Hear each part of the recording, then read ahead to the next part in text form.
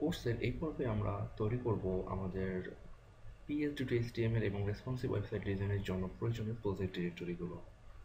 চলুন আমরা প্রথমে জেনে নিয়ে আসলে প্রজেক্ট ডিরেক্টরি কী বা কেন আমরা তৈরি করব।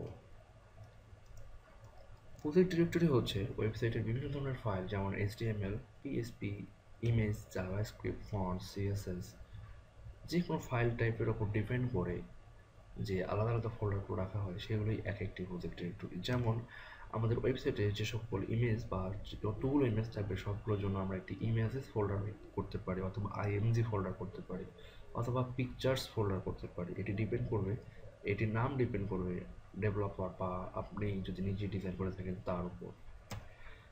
এরপর ওয়েবসাইটের সব জাভাস্ক্রিপ্ট বা জেএস এক্সটেনশনের ফাইলগুলোকে আমরা জেএস নামক ফোল্ডারে রাখতে পারি। সেটি হতে পারে জাভাস্ক্রিপ্ট, জাভাস্ক্রিপ্ট বা jQuery সহ, অ্যাজাক্স সহ অন্যান্য যেগুলো জাভাস্ক্রিপ্ট বেস ল্যাঙ্গুয়েজ সেগুলোকে আমরা জেএস নামক ফোল্ডারে রাখতে পারি। একইভাবে ফন্টস, যেমন আমরা যদি কখনো আমাদের ওয়েবসাইটে কাস্টম ফন্ট ইউজ করে থাকি তাহলে ফন্টস ফোল্ডার, যদি একের অধিক CSS ইউজ করে থাকি তাহলে CSS জন্য আলাদা ফোল্ডার বা ডিরেক্টরি প্রয়োজন অনুযায়ী তৈরি করতে হবে। এটি প্রজেক্ট ডিরেক্টরি হতে পারে এমনটি, যেমন CSS, ইমেজ, জেএস, তারপরে index.html বা PHP বা অন্যান্য এক্সটেনশন ফাইল, এবং সবার শেষে একটি যে screenshot.png ফাইল দেখতে পাচ্ছি, এটি আসলে আমাদের PHP টু HTML অথবা রেসপন্সিভ ডিজাইনের সঙ্গে রিলেভেন্ট কোনো এলিমেন্ট নয়, এটি একটি ওয়ার্ডপ্রেস থিমের স্ক্রিনশট।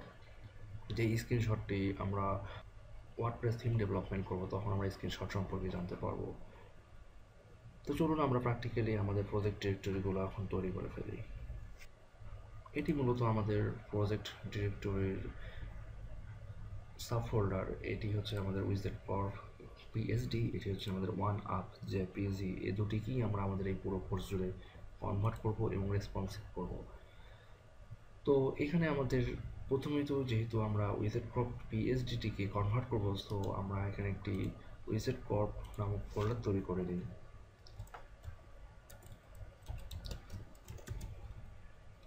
উইজেট কর্প উইজার্ড ক্রপই হবে আমাদের মূল ডোমেইন। এই ডোমেইনের ভিতরে আমরা আরও অন্যান্য ধরনের যে ফাইলগুলো সেই ফাইলগুলোর জন্য আমরা প্রজেক্ট ডিরেক্টরি তৈরি করব। তো প্রজেক্ট ডিরেক্টরি তৈরি করার জন্য আমাদেরকে এখানে করতে হবে, প্রথমত আমরা একটি ইমেজেস ফোল্ডার নেব। ইমেজেস এর ভিতরে আমাদের সকল ধরনের ইমেজেস থাকবে। এরপর আমরা যা নেব সেটি হচ্ছে জেএস, জাভাস্ক্রিপ্ট বা jQuery বা অন্যান্য যে সকল জাভাস্ক্রিপ্ট বেস ল্যাঙ্গুয়েজ সেগুলো। এরপর নেব আমরা ফন্ট, এরপর নিব আমরা CSS, আমাদের যতগুলো খুশি নিতে পারি। তো মূলত একটি ওয়েবসাইটে এই কটি ফোল্ডার থাকে। তো এরপরও আমাদের প্রয়োজন অনুযায়ী আমরা আরও ফোল্ডার করতে পারি বা ডিরেক্টরি তৈরি করতে পারি। অনেকে হয়তো অনেকগুলো পেজ ইউজ করে থাকে ওয়েবসাইটে, সেইগুলো হয়তো পেজেস বা ডিরেক্টরিজ নামক ফোল্ডার দিয়ে সেই পেজগুলোকে সেই ডিরেক্টরির মধ্যে রাখতে পারে। আসলে টোটালি ডিপেন্ড করবে ডেভেলপারের উপর, ডেভেলপার কীভাবে তার ওয়েবসাইটের ডিরেক্টরিকে কী ভাগ করবে।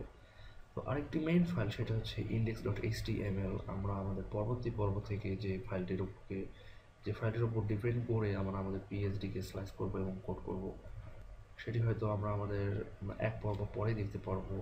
এবং একই সাথে যে CSS যে আমাদের ফাইল থাকবে সেই CSS ফাইলটিও আমরা দেখতে পারবো। এবং রেসপন্সিভ, যখন আমরা আমাদের পিএইচডিকে রেসপন্সিভ করবো তখন ঠিক CSS এর ভিতরে রেসপন্সিভ নামক আমাদের আরেকটি স্টাইল শিট ফাইল খুলতে হবে।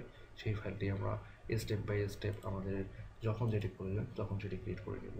তো তাহলে আমরা এক পর্ব পরেই আমরা দেখব কীভাবে HTML ফাইল তৈরি করতে হয় এবং HTML ফাইলটিকে তার অ্যাকচুয়াল ফরম্যাটে সেভ করতে হয়।